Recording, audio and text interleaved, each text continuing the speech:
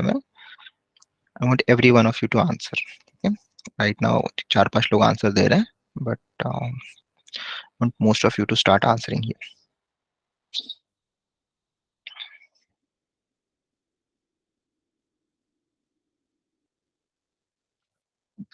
Link, you have to join there. Let's get started with today's session. Before I start, let's remove this background.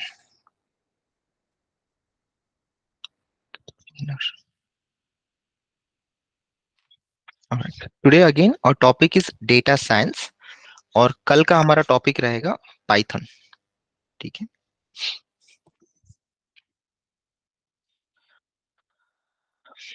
Alright, किसी को कोई doubt पहले इसके पहले के सेशन में? Yes, no, just give me a thumbs up. No doubts? No doubts. Great. All right. So today's session we are going to start with one more story, and we'll try to understand how that links back to our data science. Give me a second. I think people are still joining. Okay. So आज की story है एबगर score नाम की. Doctor Virginia Apgar was child specialist in 1952, and what she found was जो बच्चे पैदा हो रहे हैं उनके हेल्थ के बारे में कोई भी स्टैंडर्डाइज्ड वे नहीं है बताने के लिए कि वो बच्चा हेल्दी है या नहीं है. Alright. And it was really difficult to evaluate such things, specially because अगर एक हॉस्पिटल कोई और स्कोर लेता तो दूसरा हॉस्पिटल में भी वो स्कोर को वैलिड नहीं समझता या फिर कुछ और मेजर करता. Okay, so some of the measurements would be like skin का कलर क्या है, आईज कैसे हैं, and all of the other things. Okay, palpitation कितना है, हार्ट रेट कैसा है. So these are some things which usually count किए जाते थे जब बच्चे पैदा होते थे फर्स्ट टाइम. ठीक है. तो एपगर स्कोर नाम का एक स्कोर उन्होंने बनाया जो बच्चों को दो बार काउंट किया जाता है. सबसे पहले 1 मिनट के अंदर जब बच्चा बच्चा पैदा होता है तब वो 1 मिनट वाला स्कोर ये डिटरमाइन करता है कि बच्चे ने जो बर्थिंग प्रोसेस है वो कैसे टॉलरेट किया. Was he tensed? Was he scared? How did that birthing process go? उसके 5 मिनट के बाद में एक और टेस्ट किया जाता है जो ये चेक करता है कि बच्चा जब मदर के वूम के बाहर आ गया है तब उसकी कंडीशन कैसी है. How is he doing? Okay, so inside the womb the baby was good, he was growing fine.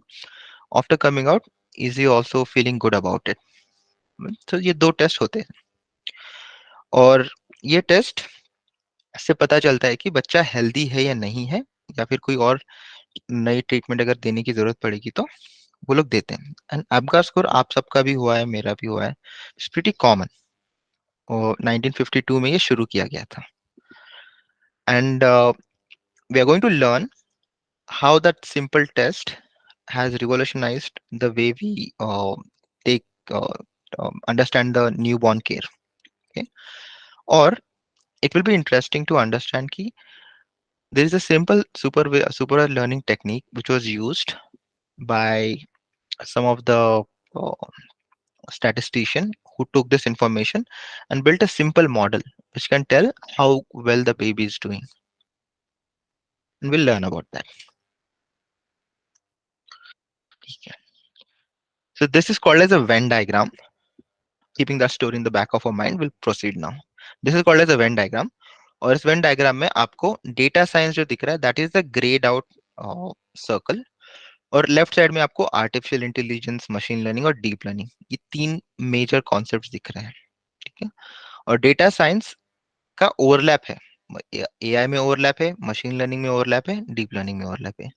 That is what is usually said that when you learn the data science skills, you're having an opportunity to break in into the field of AI, machine learning and deep learning, all three, because आपको not everything about machine learning, but not everything about AI, but lot of common things which are going to be present in all these three fields is going to be covered in data science as well. जो techniques होते हैं machine learning के वो हम सीखते ही है data science में, programming language सीखते हैं। ये जो बाहर वाला एरिया है, डेटा साइंस के बाहर वाला area, that is the business part of it. Business understanding कैसा है आपका, उसके बाद में आपका डोमेन अंडरस्टैंडिंग कितना है उस पर्टिकुलर प्रॉब्लम सॉल्व करने के लिए। Okay, so that grade out part is specially about the business और specially about the domain.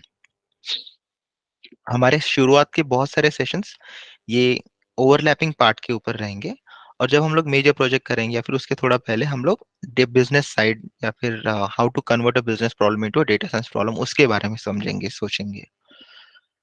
And that's also interesting part. और उसके ऊपर से डिटरमाइन कर सकते हैं कि whether you like to be in a data analyst और अ बिजनेस एनालिस्ट या फिर a data scientist. Will try to teach you up to being a data scientist. Okay, alright. So let's try to understand machine learning और traditional programming के बीच में difference क्या है। Traditional programming, अगर कुछ लोगों का background information technology, IT, computer, या फिर कुछ लोगों ने अगर पहले computer science, sorry programming language का एक्सपोजर है उनको, तो उनको पता होगा ट्रेडिशनल प्रोग्रामिंग ये यूजुअली क्या होता है। कुछ इनपुट होते हैं और कुछ रूल्स होते हैं। वो रूल्स हम लोग इनपुट पे अप्लाई करते हैं और हमें आउटपुट मिलता है। एग्जाम्पल, इनपुट आपको दिया गया है length and width of a rectangle. If you want to calculate area, rule क्या है, लेंथ और विड्थ को मल्टीप्लाई करो, you will get the area. That is the rule. Okay, so you take the input which is the length and width of rectangle, और उसको इस particular formula में insert करो। फॉर्मूला क्या है, length into width is equal to area. ये rule है आपका, और आपको आउटपुट मिलेगा विच is the area of the rectangle.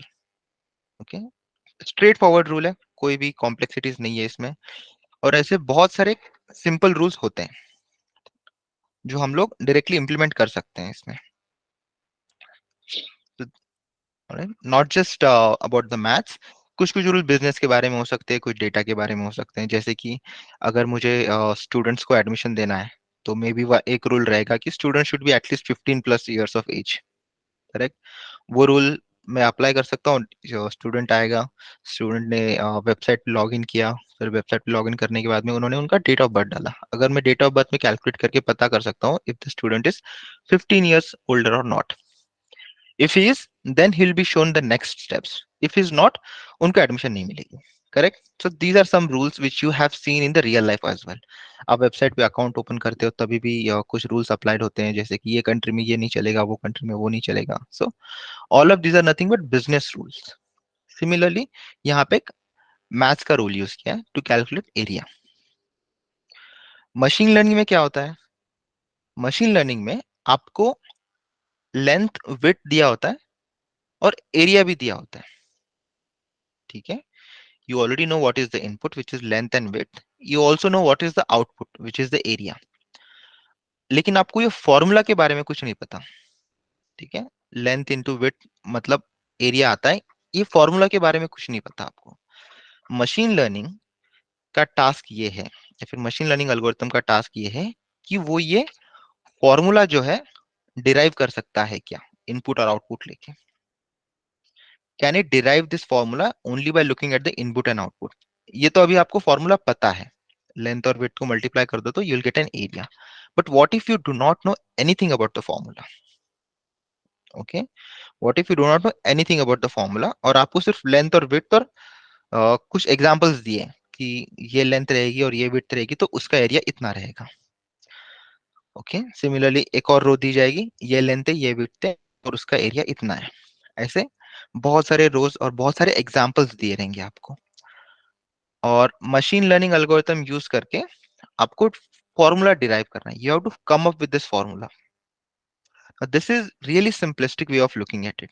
बहुत बार क्या होता है, कुछ कॉम्प्लेक्स चीजें भी होती है, जैसे कि एक इमेज को देख लिया और उस इमेज के अंदर कैट है या डॉग है वो आइडेंटिफाई करना है। राइट, कैट या डॉग का फॉर्मूला तो इतना सिंपल तो नहीं होगा जितना लेंथ इनटू विड्थ है। कैट के कुछ फीचर्स होते हैं, डॉग के कुछ अलग फीचर्स होते हैं। ऑलराइट, सो ये भी पैटर्न्स मशीन लर्निंग में हम लोग डिराइव कर सकते हैं। So let's try to understand कि ये होता कैसे है, या फिर इनके बारे में थोड़ा सा और डिटेल में समझते हैं अभी। एनी डाउट्स ट्रेडिशनल और मशीन लर्निंग में? हम लोग पढ़ेंगे और मशीन लर्निंग को डिटेल में। ट्रेडिशनल प्रोग्रामिंग लैंग्वेज और सॉरी ट्रेडिशनल प्रोग्रामिंग और मशीन लर्निंग में डिफरेंस समझ में आया क्या आपको?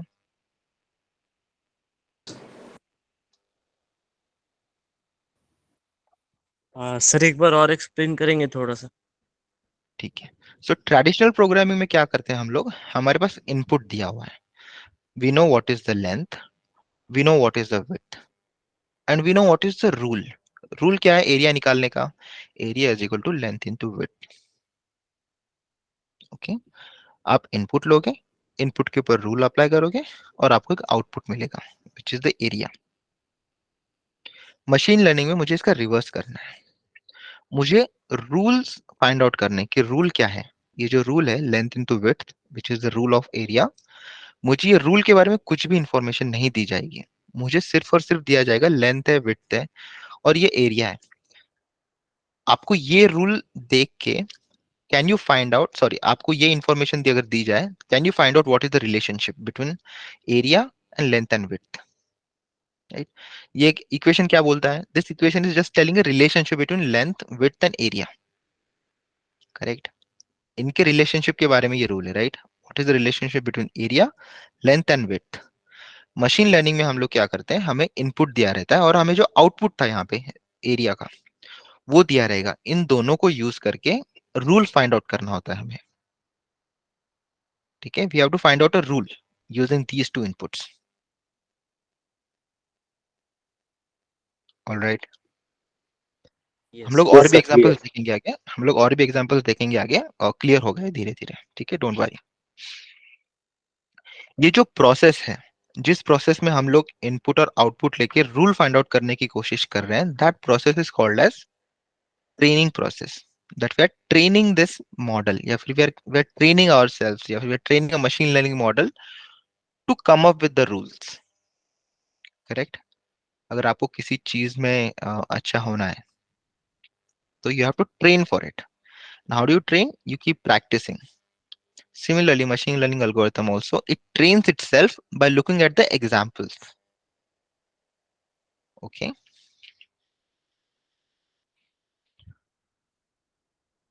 So machine learning जो है वो मेनली दो पार्ट में डिवाइडेड है। एक है सुपरवाइज्ड लर्निंग और दूसरा है अनसुपरवाइज्ड लर्निंग। सुपरवाइज्ड लर्निंग के भी दो पार्ट्स हैं, क्लासिफिकेशन और रिग्रेशन। और अनसुपरवाइज्ड लर्निंग का क्लस्टरिंग है, और भी थोड़ी सी दो तीन है, और रिकमेंड डिमेंशनलिटी रिडक्शन है, फिर एसोसिएशन रूल्स है। वो सब हम लोग धीरे धीरे पढ़ेंगे, बट यहाँ पे इतना सिंपल रखते हैं हम लोग, सिर्फ सुपरवाइज्ड लर्निंग रखते हैं, अनसुपरवाइज्ड लर्निंग रखते हैं। उसके बाद में हम लोग बाकी इंट्रोड्यूस करेंगे। ठीक है, तो सबसे पहले हम सुपरवाइज्ड लर्निंग समझते हैं क्या है, फिर उसके बाद में क्लासिफिकेशन, रिग्रेशन, उसके बाद में हम अनसुपरवाइज्ड लर्निंग पे जाएंगे।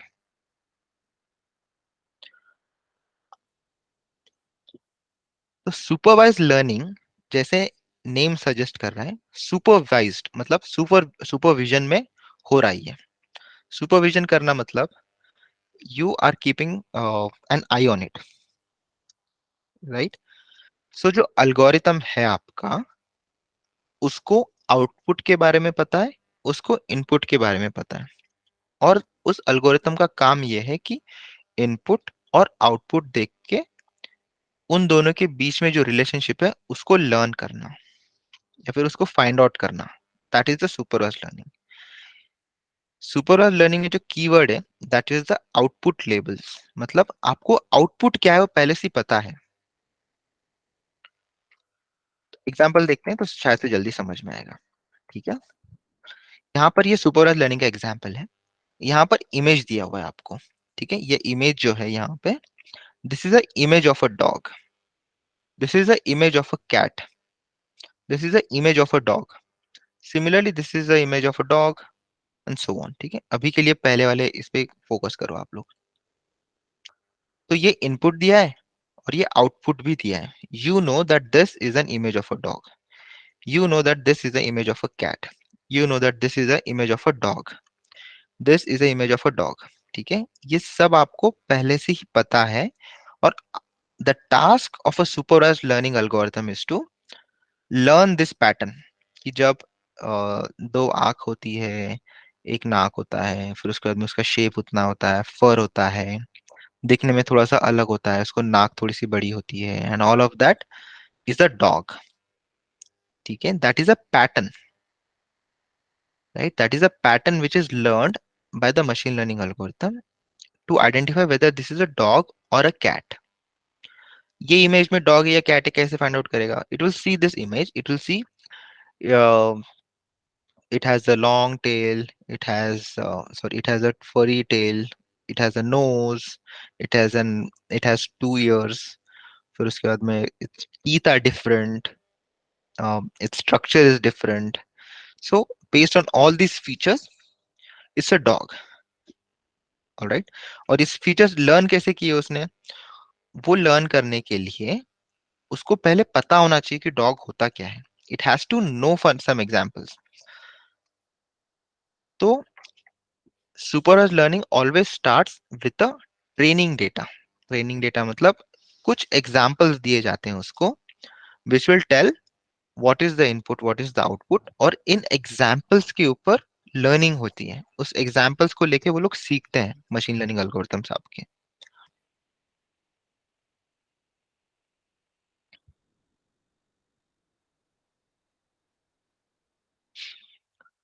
हम लोग किसी बच्चे को कैसे सिखाते हैं? अगर कुछ सिखाना हो तो हम लोग उसको एक इमेज दिखाते हैं, and then we point it out कि this image is of a dog. After that we show another image and we say this image is of a cat. Right? यहाँ पर हम लोग क्या कर रहे हैं? We are training the kid. Right? What are we doing? We are training the kid to identify cat and a dog. Similarly, when you want to train an algorithm, you have to give some examples to it. You have to tell first कि जब ये image दिखाई जाएगी तो समझ लेना ये dog है, अगर ऐसी इमेज दिखाई जाएगी तो समझना इट्स अ कैट. ऑलराइट? जिस तरह से कोई भी बच्चा पहली बार इन पिक्चर्स को देख के he does not know anything, he has to know कि मैप किसको करना है, ये इमेज का मतलब क्या है, उसका मतलब भी आपको पहले बताना पड़ेगा. Once you tell all of this information to the kid, he learns about it, और वो अपने दिमाग में कुछ पैटर्न्स बिल्ड करेगा. Same way machine learning algorithms will also do the same thing. पहले आप उसको कुछ एग्जांपल्स दोगे. You will tell that this image comes in, then this is a cat, this image comes in, this is a dog. और ये examples देख के it will learn from it. वो लर्निंग कैसे होती है, उसमें क्या क्या मैथ्स इन्वॉल्व होता है, वो सब हम लोग डिटेल में पढ़ेंगे. जब हम लोग एक एक अल्गोरिथम्स, एक एक मॉडल पढ़ेंगे, तब हम लोग उसको डिटेल में पढ़ेंगे. बट अभी के लिए इतना समझ लो, what exactly does a supervised learning mean. Supervised learning का मतलब होता है अंडर समवन सुपरविजन, या फिर you are giving input, you are giving output, और ये दोनों मिला के जो भी रूल रहेगा, वो रूल मशीन लर्निंग एल्गोरिथम खुद से लर्न करेगा. The same way a kid is going to learn about patterns when you show an image and the output of that image. Same way machine learning algorithm भी सीखते हैं.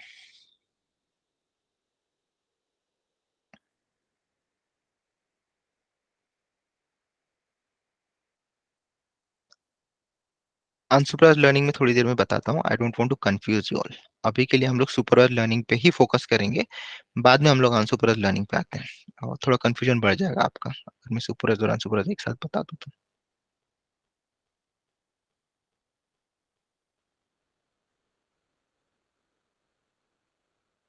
और मैंने बोला था आपको सुपरवाइज्ड लर्निंग के दो तरीके, दो पार्ट्स है अगेन. एक है क्लासिफिकेशन और एक है रिग्रेशन. ठीक है? क्लासिफिकेशन का मतलब होता है हम उसको कुछ क्लास असाइन करते हैं या फिर कोई कैटेगरी असाइन करते हैं. जैसे कि हमने एग्जांपल देखा डॉग और कैट का. ठीक? कि डॉग और कैट, ये सब क्या है? लेबल्स है. ठीक है? मतलब ये आउटपुट है मेरा, ये आउटपुट है, ये इनपुट है. ये आउटपुट और ये इनपुट दोनों एक साथ मैं मेरे मशीन लर्निंग को दूंगा, तब वो रूल्स के बारे में पढ़ेगा और वो रूल्स खुद के लिए बिल्ड करेगा, ताकि नेक्स्ट टाइम जब मैं एक अननोन इमेज मेरे कंप्यूटर को दूंगा या फिर अननोन इमेज में मेरे मशीन लर्निंग एल्गोरिथम को दूंगा, तो वो रूल्स, वो पैटर्न्स यूज करके आइडेंटिफाई कर सके whether that is a dog और a cat. Alright. So the task of supervised learning really is to identify the patterns using input and output, which is also called as training itself by looking at input and output so that it can come up with the rules.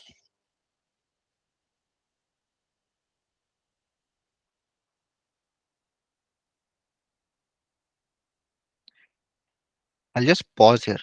I want to understand कि आपको समझ रहा है नहीं समझ में आ रहा है.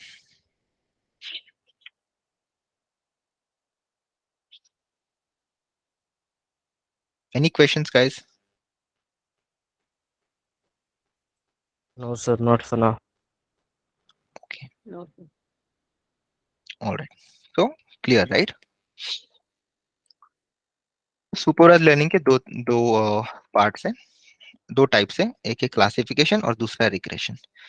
क्लासिफिकेशन में हम लोग क्या करते हैं, फर्स्ट पे we try to identify the class.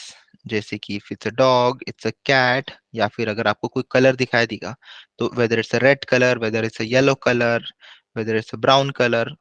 Correct. So all of this are categorical या फिर क्लासेस. ओके. रिग्रेशन का मतलब होता है न्यूमेरिकल वैल्यूज फाइंड आउट करना.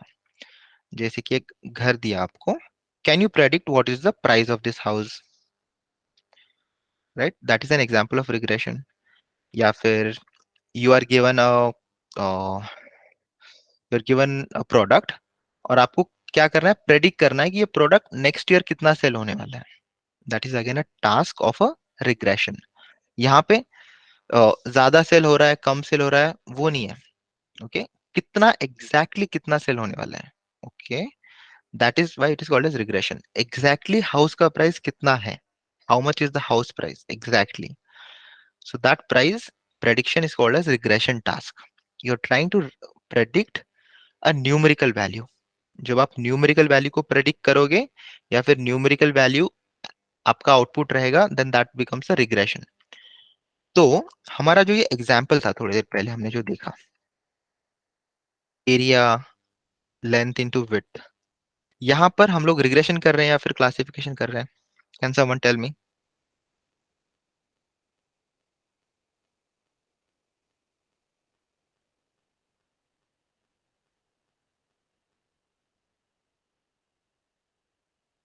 Anyone? Take a guess, it's fine, गलत भी हो गया तो. Regression. Regression. What about others? Regression, sir. Regression, right. So Regression. Regression, Regression. sir. Right, so regression is the right answer. क्यों? क्योंकि हमने जो रूल फाइंड आउट किया है, that rule tells us what is the relationship between length, width and area. आप जब ये rule लगाते हो लेंथ और विड्थ पे, आपको मिलेगा area. Okay. Area is a numerical value. So it's a regression task. Right. Classification task कौन से होंगे? जब हम लोग क्लासेस या फिर कैटेगरीज प्रेडिक्ट करने की कोशिश करेंगे या फिर लर्न करने की कोशिश करेंगे, so that becomes classification task. Okay, so supervised learning always is going to be present in these two types only. या तो आप क्लासिफिकेशन करोगे या फिर आप रिग्रेशन करोगे, दोनों में से कोई तो भी एक करोगे. ठीक है. और दोनों के अल्गोरिथम्स अलग अलग भी है और कुछ कुछ अल्गोरिथम सिमिलर भी है. और कब कौन सा अल्गोरिथम यूज करना है और कैसे यूज करना है, वो हम सब लोग ये कोर्स में पढ़ने ही वाले हैं आगे जाके. Alright? तो यहाँ पर एग्जांपल दिया क्लासिफिकेशन का. सो हम लोग बच्चों को कैसे सिखाते हैं? Let's say we want to teach colours to a kid. हम लोग अलग अलग कलर के बॉल्स लेके आएंगे और एक बच्चे को दिखाएंगे, and that kid is going and we are going to tell that this is a red ball, this is a blue ball, this is a green ball.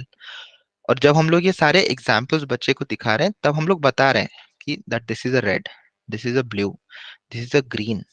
Okay. हम लोग अलग अलग शेड्स भी लेके आ सकते हैं, फिर भी हम लोग बोलेंगे this already although it looks different but this is again a red, just उसका शेड अलग है. करेक्ट. एक बार हमने ये बता दिया, उसके बाद में we are going to test the kid. We are going to say, okay, you'll randomly pick up a ball and you'll ask the kid, what color is this?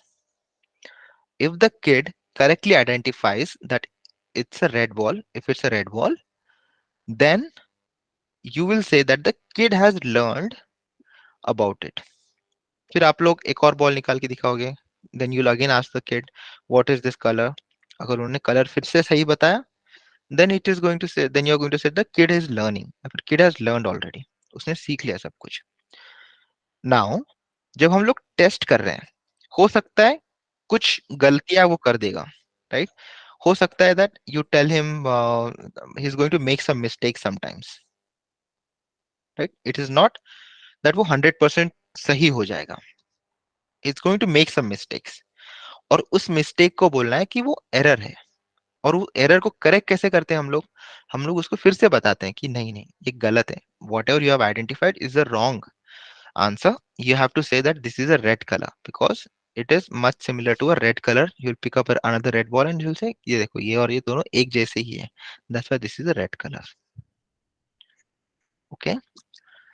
Same way आप computer को भी अगर सिखाना चाहते हो colours, तो आपको पहले बताना है कि ये कलर रेड है, ये कलर ब्लू है, ये कलर ग्रीन है.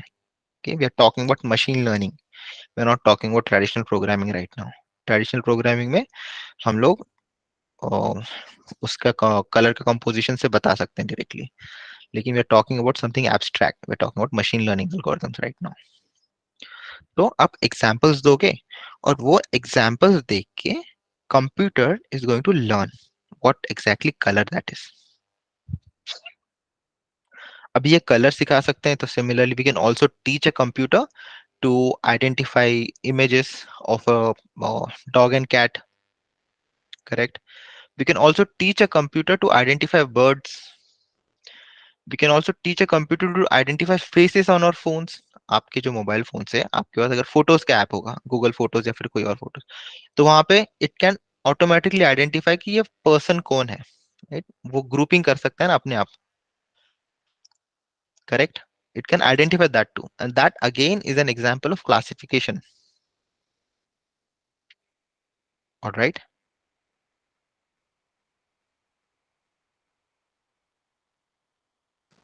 Now let me pause here for some time and ask you all, have you seen classification in your computers or in your phones somewhere in the real life?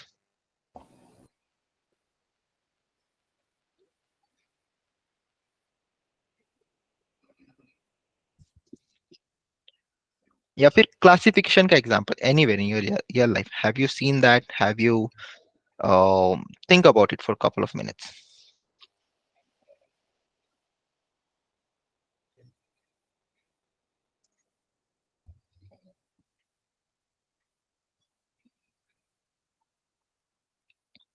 Yes, sir. In mobile theme, we have different tabs like nature and animals.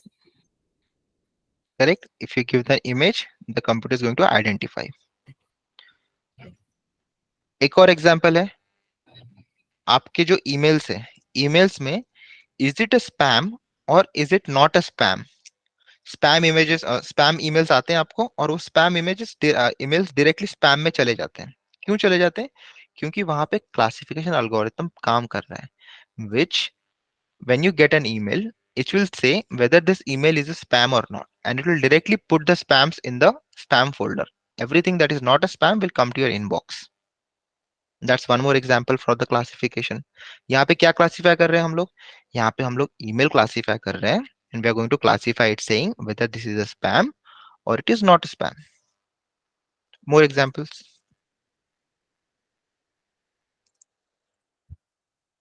Sir Discord में जैसे अभी अपने resource जो बनाए अलग अलग, वो भी क्लासीफाई है, जैसे पाइथन, टेबलो, एसक्यूएल, वो अलग अलग क्लासिफिकेशन है, तो वहीं पे आप वो चीजें डालोगे. Correct. So that is a classification, but that is again a manual classification. Okay. It identifies as a classification. एक resource आएगा मेरे पास में, I'll I'll think of myself as a machine learning algorithm, और जो resource आएगा, I'll say, okay, this resource has information about data science, so it should go in a data science pro channel. This resource is about Python, so this should go in a Python channel. This is more like a ask or answer question. So this should go in a ask or answer, right? So that algorithm is inbuilt in me कि मैंने कुछ patterns अपने लिए बना के रखे हैं और उस पैटर्न के हिसाब से मैं डिसाइड करता हूँ कि कहाँ पे आइडेंटिफाई करना है. फिर भी ऐसा कुछ कंटेंट हो सकता है जिसमें पाइथन भी प्रेजेंट है, डेटा साइंस भी प्रेजेंट है, दोनों इन्फॉर्मेशन प्रेजेंट है. In that case my algorithm fails. It will say, okay, where do I put it? I have to decide कि मुझे इसको Python में send करना है या फिर data science में send करना है. At that time, what I can do is I can see कि ठीक है, because this information has more about data science in it, I'll put it into data science. या फिर because this has more of a Python in it, I'll put it into Python. मेरे जगह पे अगर कोई और algorithm होता, let's say some other person is going to manage this. According to him, maybe जो चीजें मैंने एम्बिग्यूअस थी जिसमें दोनों इंफॉर्मेशन थी, डेटा साइंस और पाइथन, वो कुछ और तरीके से उसको क्लासिफाई करेगा. May be hill put the thing that I put into Python into data science, right? That means एक एल्गोरिथम, सॉरी, दैट मींस अलग अलग एल्गोरिथम के लिए रूल्स अलग अलग बन सकते हैं. Okay, will learn all of that, don't worry. और एग्जांपल्स है कोई जो आपको रियल लाइफ में या फिर रोज रोज दिखते हैं क्लासिफिकेशन में? Product classification. प्रोडक्ट क्लासिफिकेशन कि आप एक प्रोडक्ट का इमेज दिखाते हो, then the computer will classify it saying that okay, this image is of a कौन सा product, maybe it's a chair, maybe it's a curtain, maybe it's a game, maybe it's a car. So all of this can be classified by a computer by looking at the image. Is that what you're saying or something else? Yes, sir. Okay, what else? Sir, Google Photos. Google Photos, right? So Google Photos can classify based on the person present in that image. What else? Or based on the content of the image. Dance form. Dance form. So image देख के Google Photos या फिर कोई भी algorithm can identify what kind of dance form it is. Okay, that's what you're saying, right? Yes. Okay.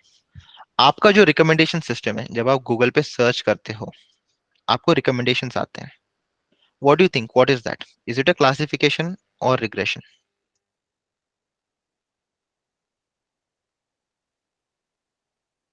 Classification. Classification. Correct, क्योंकि Classification. वो link या तो रेलिवेंट है या फिर रेलिवेंट नहीं है.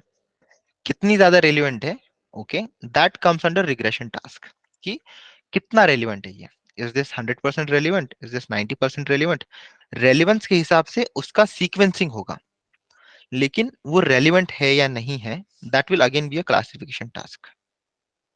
करेक्ट. आप जब कुछ सर्च करते हो तो बहुत सारे बिलियंस ऑफ वेबसाइट्स है, लेकिन फिर भी आपको पहले 10 ही क्यों दिखते हैं और वो पहले 10 में क्यों आंसर मिलता है? क्योंकि उसने क्लासिफाई किया है कि ये जब इंफॉर्मेशन सर्च की जाती है तो इसके साथ में ये सबसे ज्यादा मैच होता है, ये सबसे ज्यादा रेलिवेंट है. रेलिवेंस का स्कोर क्या है वो पेज रैंक एल्गोरिथम्स वगैरह हम लोग बाद में पढ़ेंगे, but that is an example of a classification. Also there is a regression present in it which is going to quantify कि कितना रेलिवेंट है ये.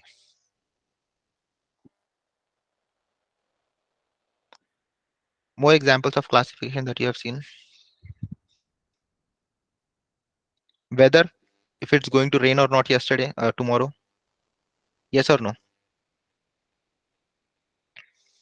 वेदर की इंफॉर्मेशन आती है आपके पास कि वो रेन होने वाला है या नहीं होने वाला है.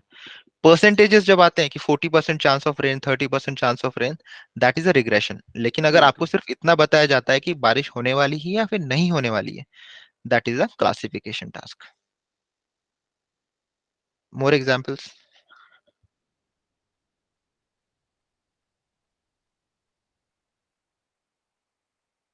कोई क्रेडिट कार्ड का ट्रांजैक्शन होता है, is it a fraud transaction और it's a not fraud transaction? वो क्या है? क्लासिफिकेशन है वो भी, right? Classification. Yes. Correct, right. So there are many examples around us of classification and regression both. ठीक है. और by knowing it or unknowingly you already seen many classification algorithms at work. You have not built one, if you have not done any of the data science courses या फिर थोड़ा भी exposure नहीं होगा आपको डेटा साइंस का, तो आपने बिल्ड नहीं किया उसको अभी तक, लेकिन सबने यूज तो किया है क्लासिफिकेशन या फिर मशीन लर्निंग जो अल्गोरिथम्स है, सबने यूज तो किया हुआ है। भले ही उनको ये बोलते हैं, वो पता नहीं होगा आपको, लेकिन आपने यूज किया और सबने यूज किया है, and there is no way that you can escape that. So the task is how are they built, that is what we are going to learn in this course. Next task यहाँ पे जो दिखा है, यहाँ पे कुछ examples दिए हैं, what is a classification, what is. So जैसे कि अगर कोई लोन एप्लीकेशन आता है और बैंक के पास दो ऑप्शंस होते हैं, या तो लोन अप्रूव करना या फिर लोन डिनाई करना। अप्रूव करना या फिर डिनाई करना, that is again a classification task. एक सॉन्ग है या फिर एक मूवी है IMDb पे, और IMDb का काम होता है कि उस मूवी को क्लासिफाई करना जॉनरा में अलग अलग। तो that is again a classification task. आप एक ट्वीट देखते हो, वो ट्वीट या तो पॉजिटिव रह सकता है या फिर नेगेटिव रह सकता है, that is again a classification task. Yes और no? Yes. Yes, sir. Okay. जब आपके पास सिर्फ दो ही क्लास प्रेजेंट होते हैं, जैसे कि स्पैम नॉट स्पैम, उसको बोलते हैं बाइनरी क्लासिफिकेशन, क्योंकि दो ही क्लासेस है वहां पे। ठीक है, अगर आपके सिर्फ दो ही क्लासेस है आउटपुट में, then that becomes a binary classification. अगर आपके पास दो से ज्यादा क्लासेस है, that becomes a multi class classification या फिर मल्टीनोमियल क्लासिफिकेशन। ठीक है, नोट्स ले लो।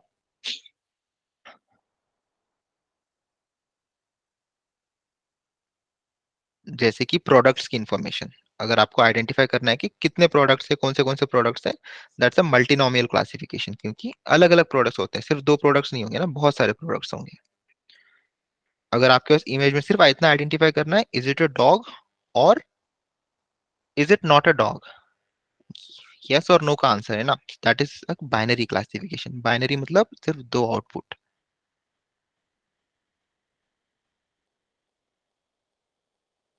मल्टीनोमियल मतलब मल्टीपल क्लासेस प्रेजेंट है, उसमें से आपको कौन सा सबसे ज्यादा सही लग रहा है, वो क्लास आपको असाइन करना है।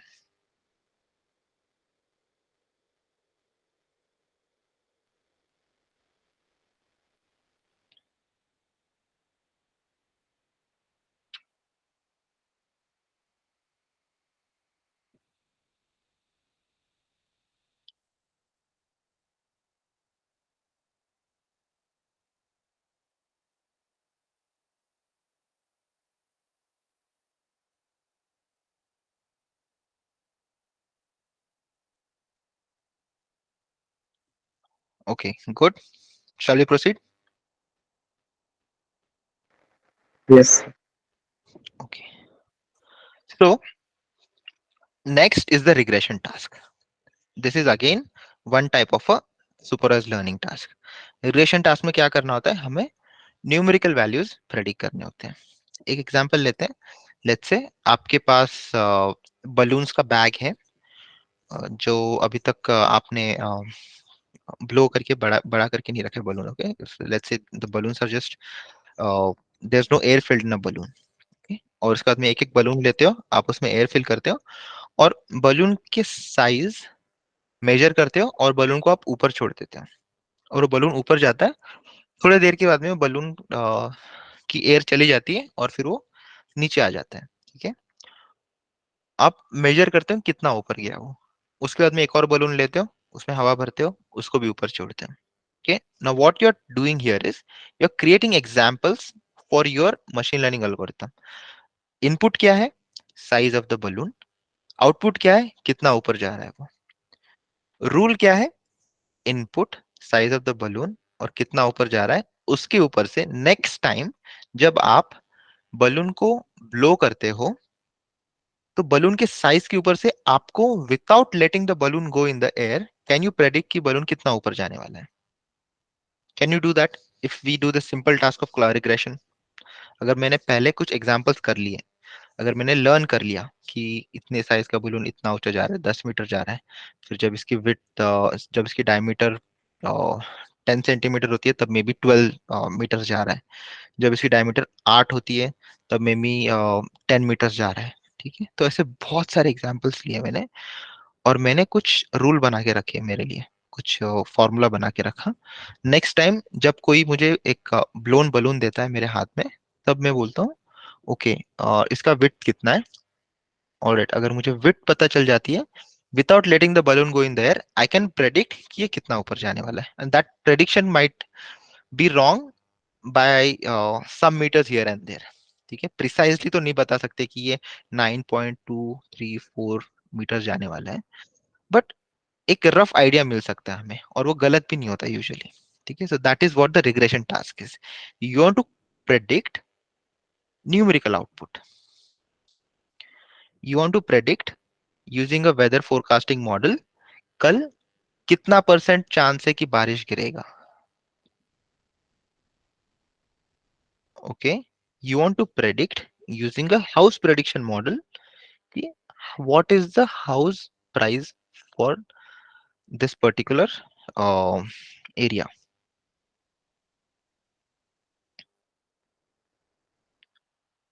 By looking at the product and the historical sales, you want to predict अगले महीने या फिर अगले साल कितना सेल होने वाला है इस प्रोडक्ट का,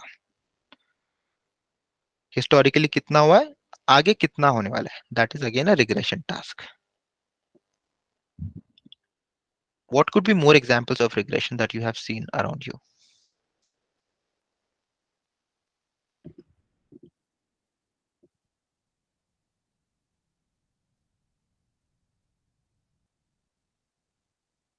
रिग्रेशन के एग्जांपल्स देखे आपने आसपास? Selling percentage of products. Sorry, what was that?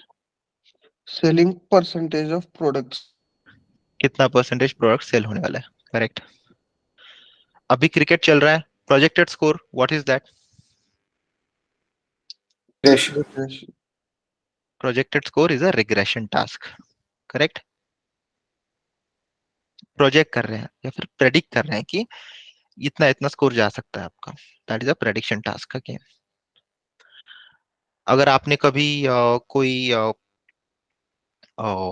Website open की होगी किसी बैटिंग की या फिर किसी की, तो उसमें क्या आता है, और एक बार आपको विन परसेंटेज आता है, या फिर आजकल नीचे लिखा हुआ आता है विन परसेंटेज कितना है, that win percentage again a regression task.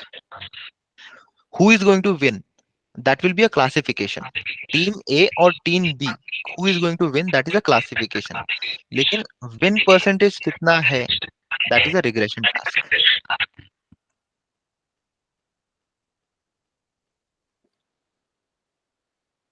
Okay, what else, what are the examples of regression? जो लोग पार्टिसिपेट नहीं कर रहे हैं उनमें से कोई आंसर दो अभी।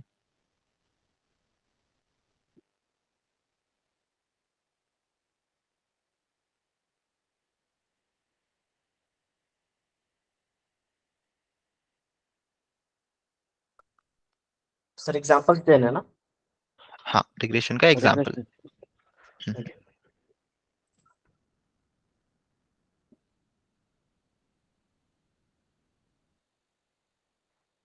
Okay. Stock market. What will the stock price be tomorrow, day after tomorrow, Tomorrow. next year, correct? Stock price Uh, prediction is again a regression task. chances of raining today. Chances of raining today is again a regression task. It's the Yes. percentage. Yeah. जो percentage वाले task में बता रहा हूँ उसमें थोड़ा सा caveat है. The caveat is that this value is always going to be between 0 and 100. Okay, so उसको 0 और 100 के बीच में कैसे प्रेडिक्ट करना है उसके बारे में हम लोग पढ़ेंगे बाद में. लेकिन कैवियट ये है कि ये रिग्रेशन टास्क में values are always going to be between 0 and 100. House price के एग्जाम्पल में वैसे नहीं है, कोई भी अपर लिमिट नहीं है कि इस हाउस की प्राइस 1 मिलियन से ऊपर नहीं जा सकती या फिर 2 मिलियन से ऊपर नहीं जा सकती, वैसे कुछ भी नहीं है. सिमिलरली स्टॉक प्राइस इसके ऊपर नहीं जा सकती, ऐसे कोई कैवियट नहीं है उसमें. Stock price can go as high as possible और as low as possible. Correct, low मतलब 0 से नीचे तो नहीं जाएगी. Correct, that is what I am trying to say. There will be a lower bound, there is no upper bound. What are the more examples of regression that you have seen around you? Prediction of land price in upcoming years. I didn't get a prediction of what price? Sorry. Land Right, price. prediction of the price. Correct? What is the price of this land? या फिर what is the price of this land going to be in future? That is again an example of regression. Correct? Real estate. So in lot of uh, companies, they're already using real estate predictions. It's a big field because that decides कि आपको कौन सा real estate लेना है, कौन सा real estate नहीं लेना है, कहाँ पे इन्वेस्टमेंट करनी है, कहाँ पे नहीं करनी है. ऑब्वियसली ये सब करने के लिए आपको इंफॉर्मेशन लेगी. Unit data, unit input. इसका इनपुट क्या रहेगा? इसका इनपुट रहेगा हिस्टोरिकली प्राइस कैसे बढ़ी है और इस एरिया में मूवमेंट कैसे हो रही है, कितने नए लोग आ रहे हैं, कितने नए कंपनीज ओपन हो रहे हैं, कितने नए शॉप्स ओपन हो रहे हैं, नए कोई रोड्स बन रहे हैं क्या. So all of this goes in as a input to your model. और ये सारे इनपुट लेके वो मॉडल लर्न करेगा कुछ. It will come up with the rules कि जब ये रूल्स, जब रोड बनता है तब प्राइस इतनी बढ़ती है, जब नया कंपनी ओपन होता है तब प्राइस इतनी बढ़ती है घर की. So all of this will add up and give you a final answer, which is the price of the house या फिर price of the land and so on. So knowing exactly how this works is also important क्योंकि you as a data scientist are expected कि आपको अंदर क्या हो रहा है मॉडल के, उसके बारे में पता रहना चाहिए आपको. अगर कल आपको कोई कंपनी में मॉडल डिप्लॉय करने की बात आई and you deploy that model और कल कोई प्रेडिक्शन आता है, लेट्स से वो प्रेडिक्शन था कि sales of a certain product is going to be 2 times of what it was last year, और आपने ये प्रेडिक्शन बता दिया. Now the immediate question for you is why do you think ये prediction है, and you have to know exactly why do you think that prediction is. And the prediction is that because आपने model का interpretation किया है या फिर model को understand किया है. ठीक है. Usually model is nothing but a formula that is spit out by the machine learning algorithm, and we'll learn about that, don't worry. ये formulas explain कैसे करते हैं आपको. It is expected that data scientist knows answer to these questions better than the layman. ऐसे नहीं कि आपको बोल दिया कि uh, how does this work and you'll say this works because this works. That answer is not good enough. This works because it has worked for the other products. That answer is not good enough. I'm telling you that the price of this stock is going to go this high, and if you are asked कि what makes you think that कि price इतना ऊपर जाने वाला है, फिर आप बोलोगे कि क्योंकि ये मॉडल ने उस स्टॉक के बारे में भी यही बताया और उस स्टॉक का प्राइस इतना गया और ये मॉडल बता रहा है कि ये स्टॉक का भी इतना जाने वाला है, इसलिए इसका भी प्राइस ऊपर जाने वाला है. This answer is not good enough. अगर कोई ऐसा आके आंसर बताता है, I am not giving him the money, और neither should you give the money to that person because it's all black box for him. ठीक है. और जब अननोन चीजें होती है तब अनसर्टेनिटी होती है, और ये अनसर्टेनिटीज किसी भी कंपनीज को अच्छा नहीं लगता. About solutions, uncertainties about why things are working, no companies wants to have any kind of uncertainty whatsoever in the decision making process. That is where the data scientists and the data analysts come into the picture, right? It's not just कि model build कर दो, output दे दिया, हो गया खत्म. But वो model काम कैसे कर रहा है, that is also very important, crucial important. ठीक है. Alright. एक और एग्जांपल देखते हैं रिग्रेशन का, उसके बाद में हम लोग मूव ऑन करते हैं. ठीक है. Let's say you have information about students, वो कितने घंटे पढ़ाई कर रहे हैं और उनके एग्जाम के स्कोर्स कितने आ रहे हैं.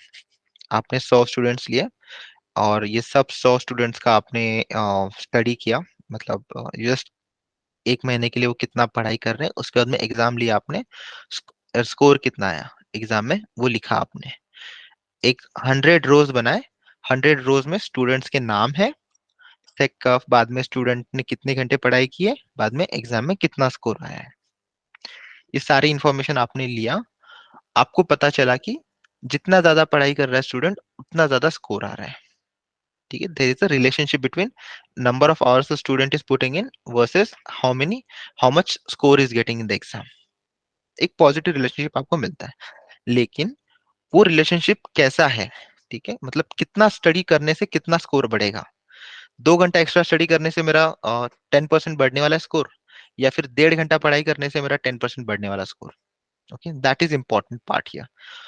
So that is going to basically be a model, that is going to be a the interpretation of the model that you're going to learn, and we'll try to understand जब हम लोग regression detail में पढ़ेंगे, at that time we'll revisit this particular question, right? I'll just pause here for you all to take notes and we'll move on. Notes मतलब ये slide लिख के नहीं निकालनी है आपको, you just have to take notes of things that may not be mentioned here and you think are worthy, right? Just have to take notes on that.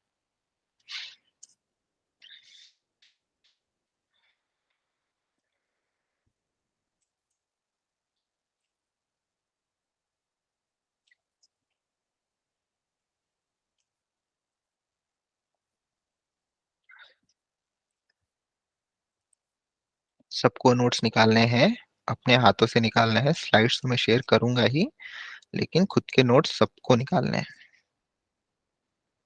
वही notes आपको आगे जाके बहुत हेल्पफुल होने वाले हैं, क्योंकि टॉपिक्स इतने सारे कवर करेंगे हम लोग, आप खुद ही भूल जाओगे कि कौन सा टॉपिक कब कवर किया था। एंड इट्स वेरी क्रूशियल कि आप अपने नोट्स निकालो उसके लिए।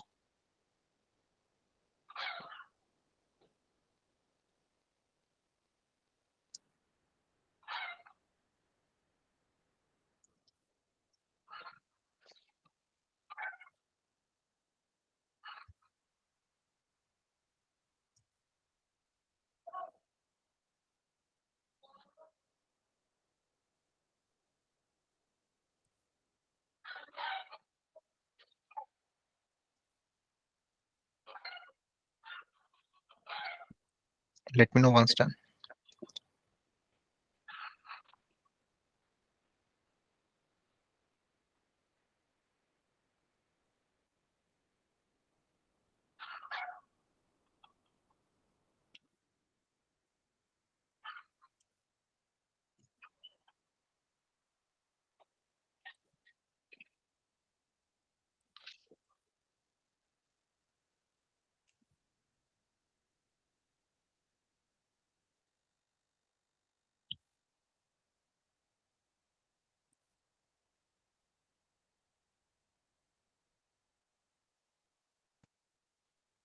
Done. Yes sir.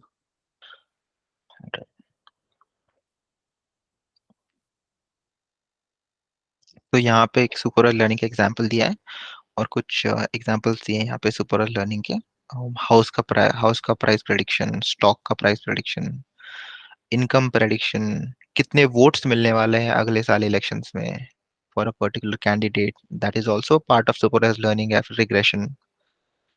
Okay, right side में आपको एग्जांपल दिया है कि what is the highest education level और what is the income. The more higher in education the person has, the more income he will have. तो this is the training part, जहाँ पे training की जाएगी।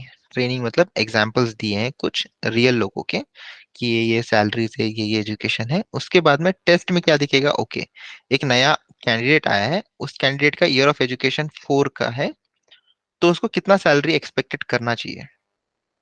That is going to be an output of this trained model. Train किया हुआ model बताएगा मुझे कितना इनकम प्रेडिक्ट करना है मुझे। सिमिलरली 6 के लिए कितना प्रेडिक्ट करना है। ओके, तो विल लर्न दैट प्रेडिक्शन, क्यों प्रेडिक्शन करता है, कैसे, and all of that.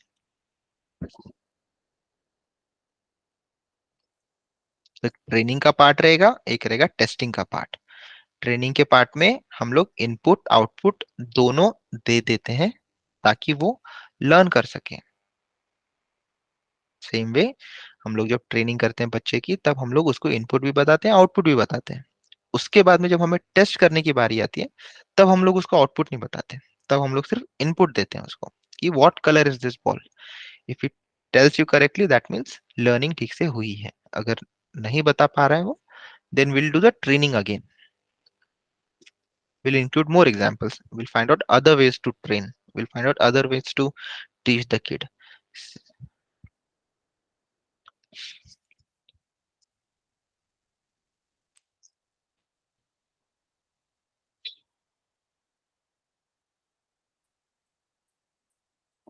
Alright,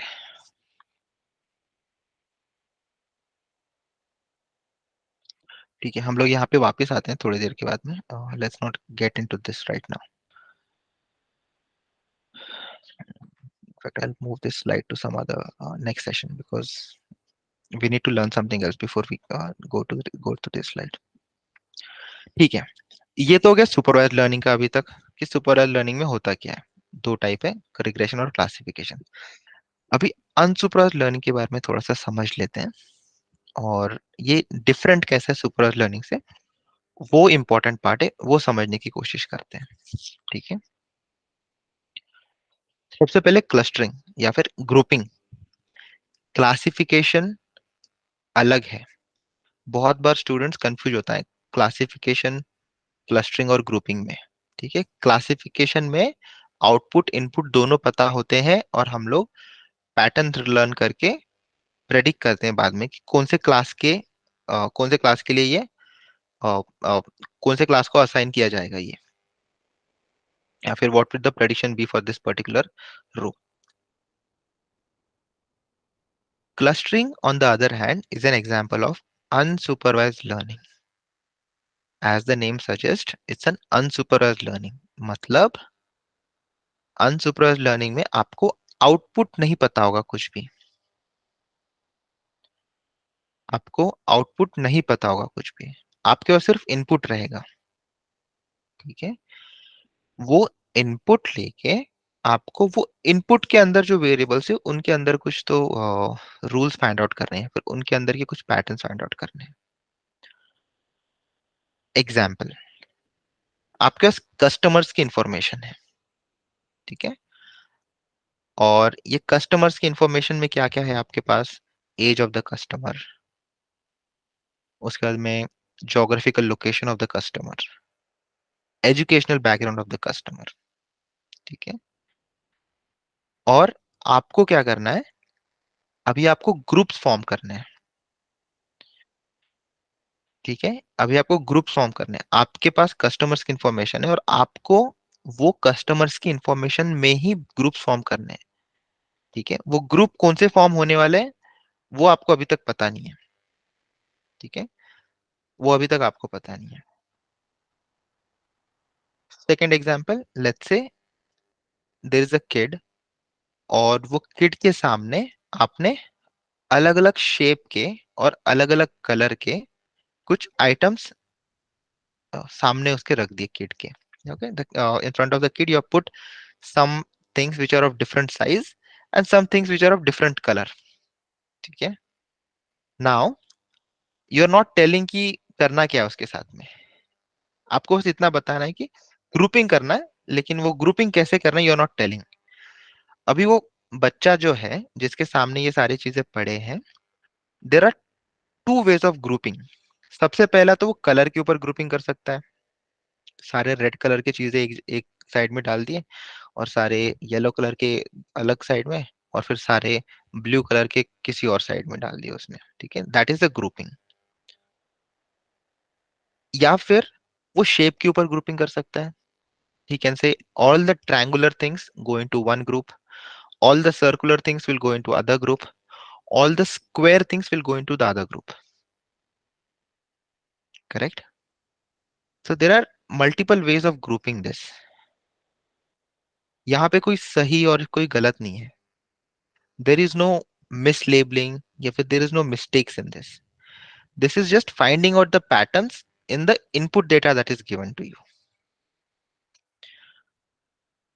usually companies में क्या होता है, जब आपके पास कस्टमर्स की इंफॉर्मेशन होती है बहुत सारी और आपको क्लस्टर या फिर ग्रुप फाइंड आउट करने होते हैं ताकि आपको पता चल सके कि हाई वैल्यू कस्टमर्स कौन से हैं मेरे, लो वैल्यू कस्टमर्स कौन से हैं मेरे, मार्केटिंग मैंने किन कस्टमर्स को करना चाहिए ताकि मेरा इन्वेस्टमेंट या फिर टाइम का इन्वेस्टमेंट जितना भी हो रहा है उसका रिटर्न सबसे ज्यादा मिले. तो those are some places where you will see clustering या फिर ग्रुपिंग. ओके, प्रोडक्ट्स की इंफॉर्मेशन है सिर्फ आपके पास में और ये प्रोडक्ट्स को आपको ग्रुप करना है. तो सिर्फ अगर आपको ग्रुप ही फॉर्म करने हैं तो maybe you'll form groups as in electronic वाले प्रोडक्ट्स एक जगह पे चले गए और नॉन इलेक्ट्रॉनिक्स वाले दूसरे ग्रुप में चले गए। करेक्ट। बिग साइज प्रोडक्ट्स एक ग्रुप में चले गए, स्मॉल साइज प्रोडक्ट्स एक ग्रुप में चले गए। Okay, there is no right और wrong in this, there is only groups in this, सिर्फ क्लस्टरिंग हो रही है यहाँ पे। Alright, let me just pause here. थोड़ा सा कंफ्यूजिंग लगेगा आपको unsupervised learning as compare to supervised learning, क्योंकि सुपरवाइज्ड लर्निंग स्ट्रेट फॉरवर्ड है। सुपरवाइज्ड लर्निंग में आपको इनपुट पता है, आउटपुट पता है और पैटर्न्स लर्न करने हैं, लेकिन अनसुपरवाइज्ड लर्निंग में आपको सिर्फ इनपुट दिया है, आउटपुट के बारे में कोई भी इंफॉर्मेशन नहीं दी है और आपको सिर्फ डेटा के अंदर ही अंदर के पैटर्न फाइंड आउट करने हैं। Can you think of N example of clustering so that I know कि आपको समझ में आया या नहीं समझ में आया, so that I can repeat it if required.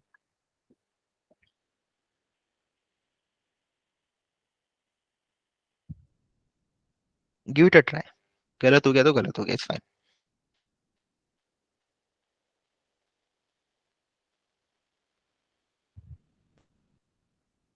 कहाँ पे दिखता है आपको क्लस्टरिंग?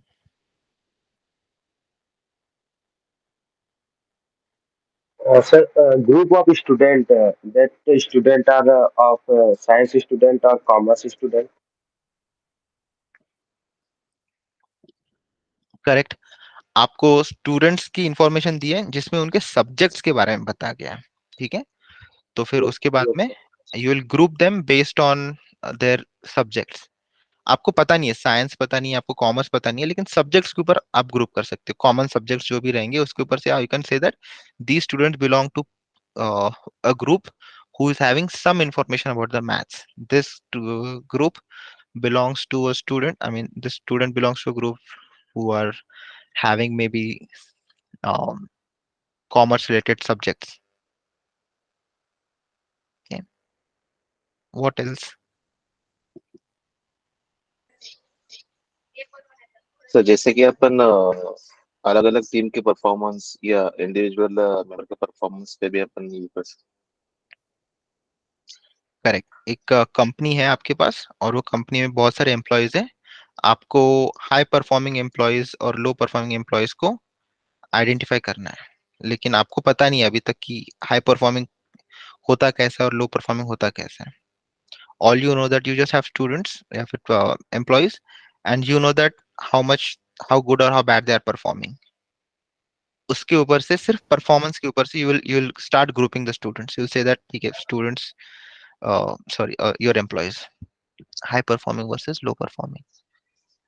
हैं। What else could तो बिजनेस में जैसे पोटेंशियल यूजर कौन से टोटल यूजर्स में से?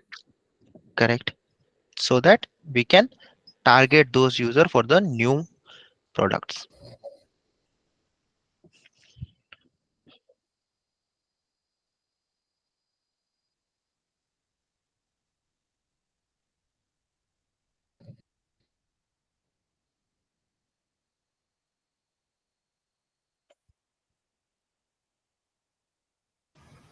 सिमिलर प्रोडक्ट कौन सा कस्टमर बाय कर रहे हैं? So that comes under recommendation system.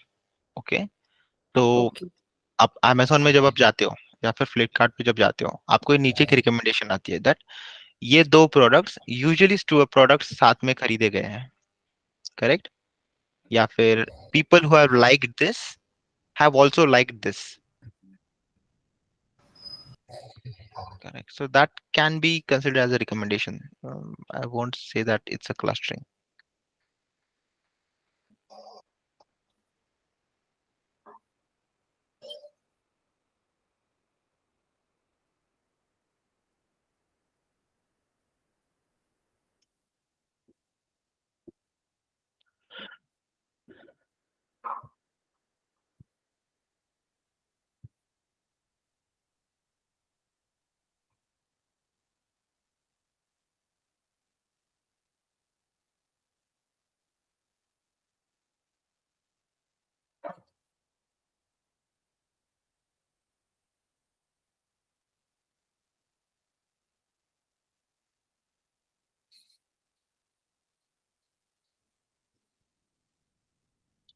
What else?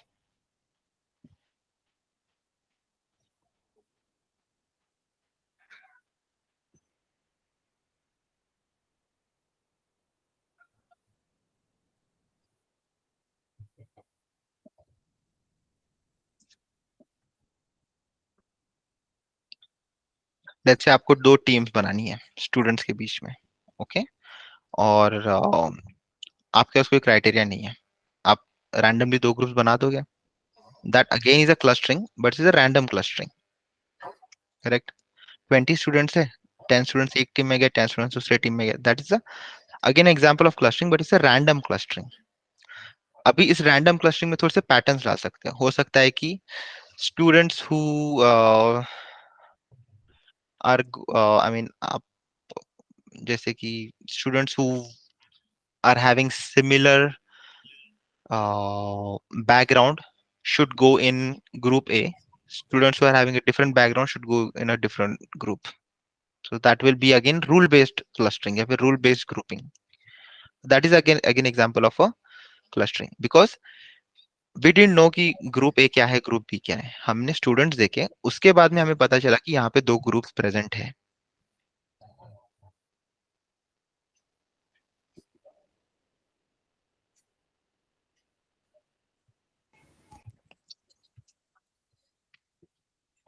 Sir, customer segmentation. Yes, customer segmentation is a classic example of a clustering algorithm. Customer segmentation is a most common example of clustering. आप लोग बहुत सारे books में पढ़ोगे, कहीं पे भी देखोगे, तो customer segmentation is the most common thing that will be said. Good example.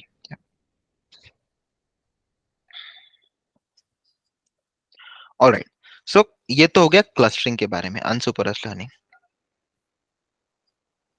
Similarly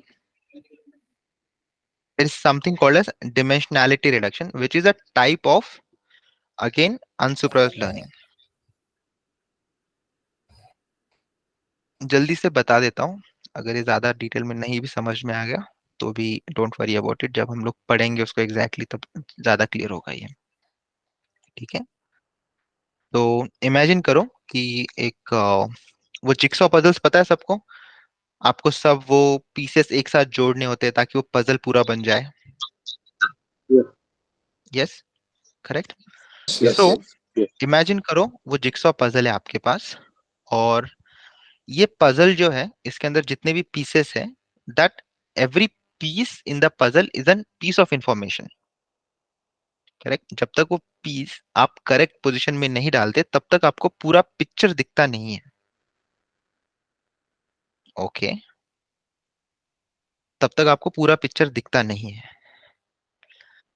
लेकिन अगर आपने डिसाइड किया कि मुझे पिक्चर के बारे में जो भी इंफॉर्मेशन है सारे पीसेस लगाने के बाद ही पता चलेंगे क्या?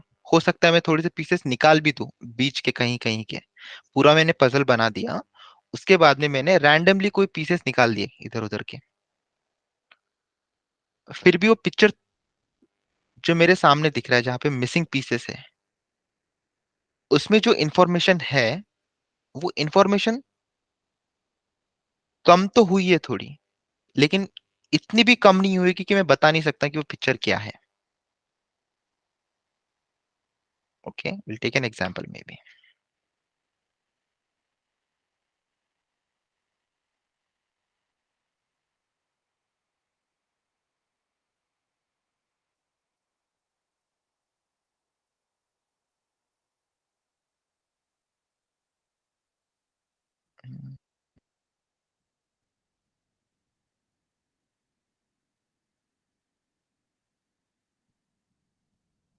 Let's take this.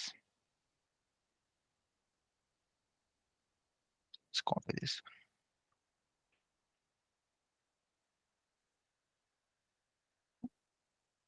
इमेजिन करो ये पिक्चर है आपके पास में, ठीक है? और ये पजल है, ये अलग अलग यहाँ पे पीसेस है प्रेजेंट। लेट्स से मैं रैंडमली छोटे छोटे पीसेस निकाल देता हूँ यहाँ से, ठीक है?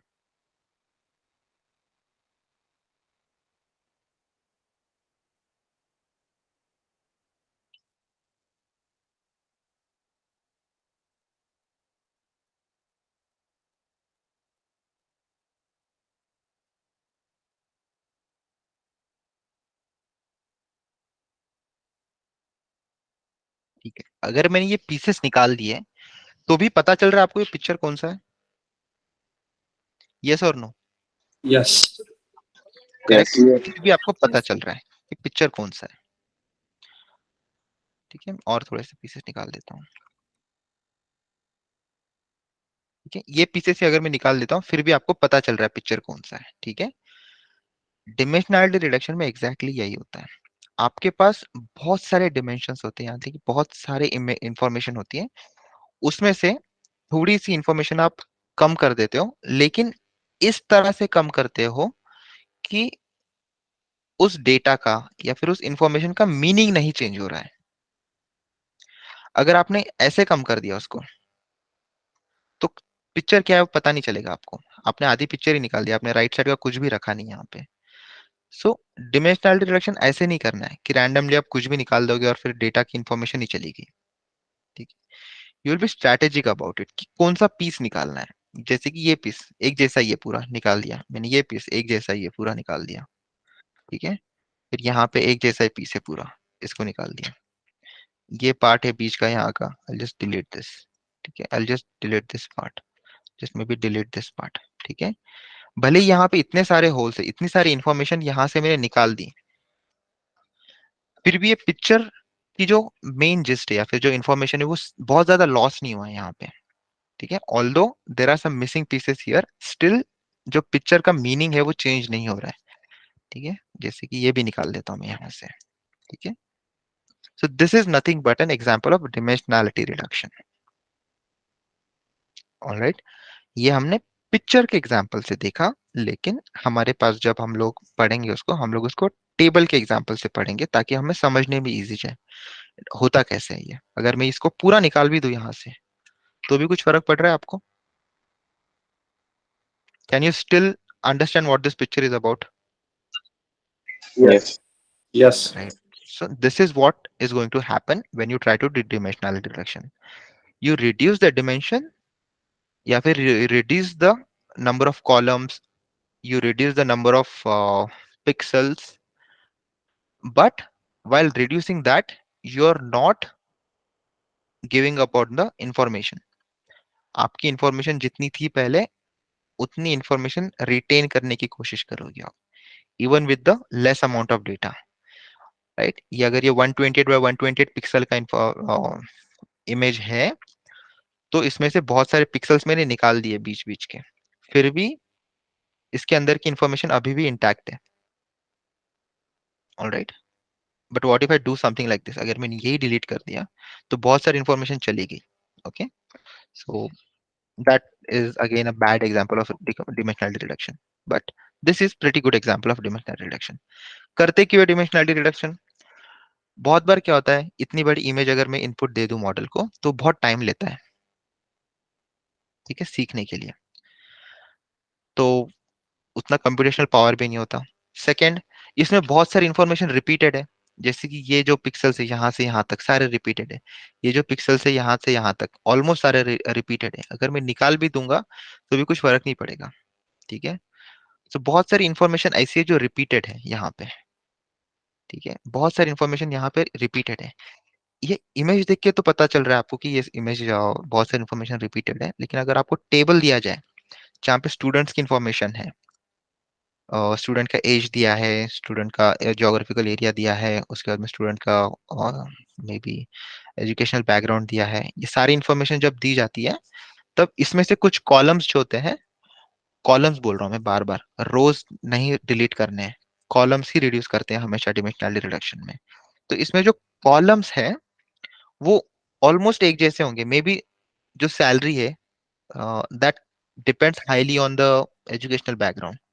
तो हो सकता है सैलरी और एजुकेशनल बैकग्राउंड में से कोई भी एक यूज कर लो, या फिर दोनों को मर्ज करके कोई तो एक कंपोजिट निकाल के उसको यूज कर लो। Okay, all of that will learn, so don't get too much confused and don't get too much bogged down into it. I'll just pause here कि ये समझ में आएगा, लेट मी नो फर्स्ट। ठीक है, just imagine this part, dimensionality reduction को आप अगर इतना भी समझोगे तो आगे जाके और भी ज्यादा क्लियर हो जाएगा धीरे धीरे वो।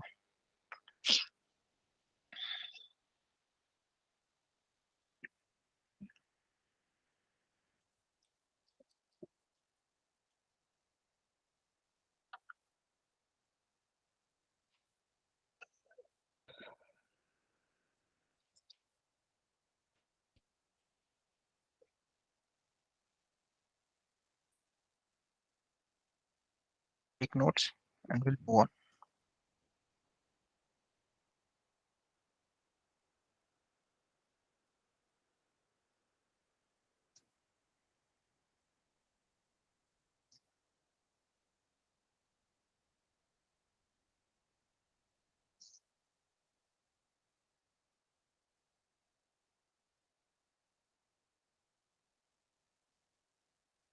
Let me know once done.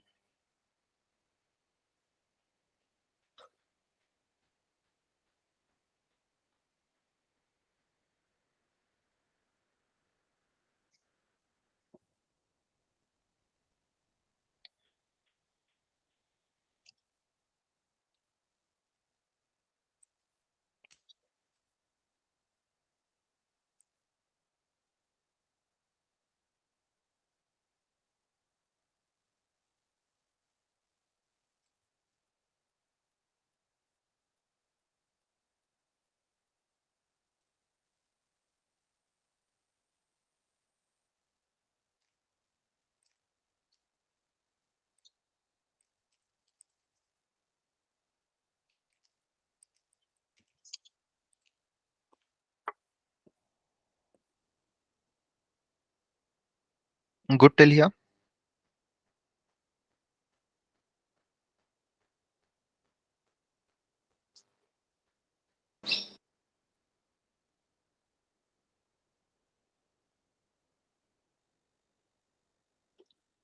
Sir एक बार क्लस्टरिंग का फिर से समझा दें। क्लस्टरिंग का ओके ठीक है। Yes. तो क्लस्टरिंग में क्या होता है, आपके पास सिर्फ इनपुट दिया हुआ है। ओके कुछ इनपुट कुछ इस तरह से, हम लोग इमेज में जाते हैं, मे बी यहाँ पे क्लस्टरिंग का लेते हैं एग्जांपल।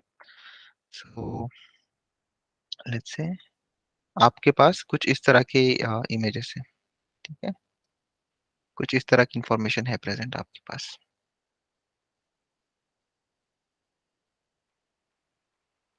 ठीक है,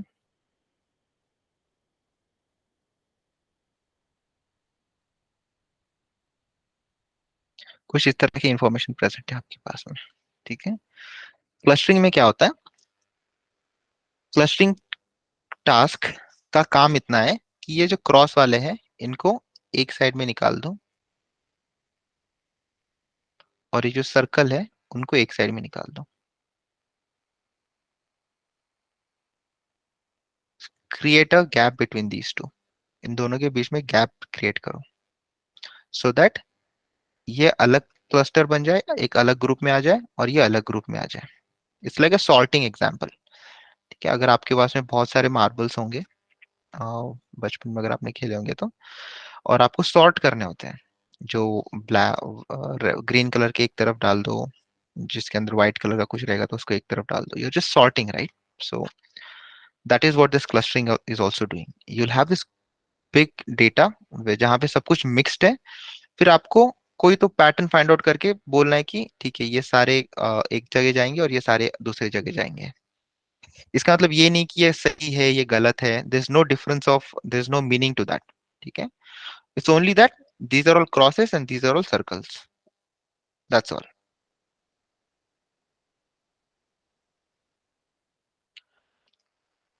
Make sense?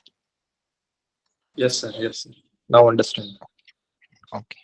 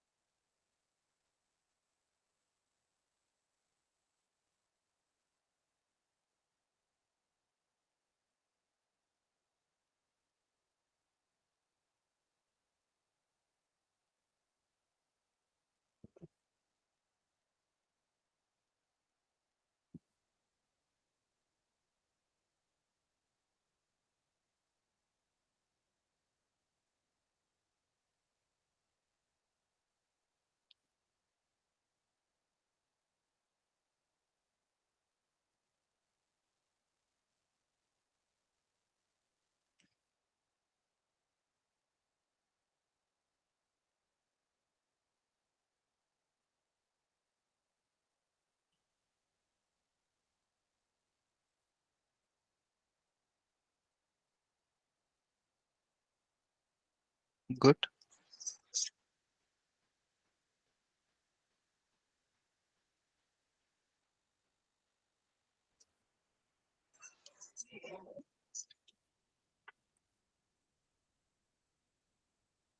Okay, let me know once done.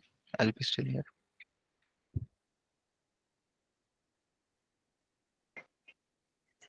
Yes, sir. Done. Alright. Let's continue. जहाँ से हमने शुरू किया था, एपगार स्कोर से हमने शुरू किया था, एंड वी सॉ कि कैसे ये एपगार स्कोर की इंफॉर्मेशन लेके चाइल्ड के या फिर न्यू बॉर्न के हेल्थ के बारे में पता चलता है. सो एपगार स्कोर कुछ इस तरह से होता है.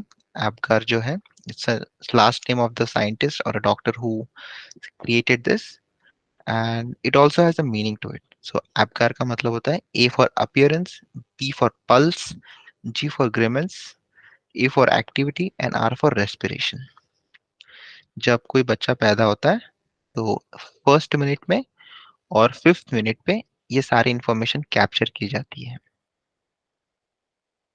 अपीयरेंस कैसा है, पिंक है, ब्लू है या फिर पेल ब्लू है, पल्स है या नहीं है, बच्चा रो रहा है, रोने का आवाज कैसा है, is it a strong cry, is it a weak cry, या फिर there is no response, how is the activity of the person of the newborn. तो ये मेन स्कोर जो है या फिर ये सारी मेन इंफॉर्मेशन ली जाती है, उसके ऊपर से स्कोर दिया जाता है. ओके. अगर स्कोर बहुत लो है then that's a big concern.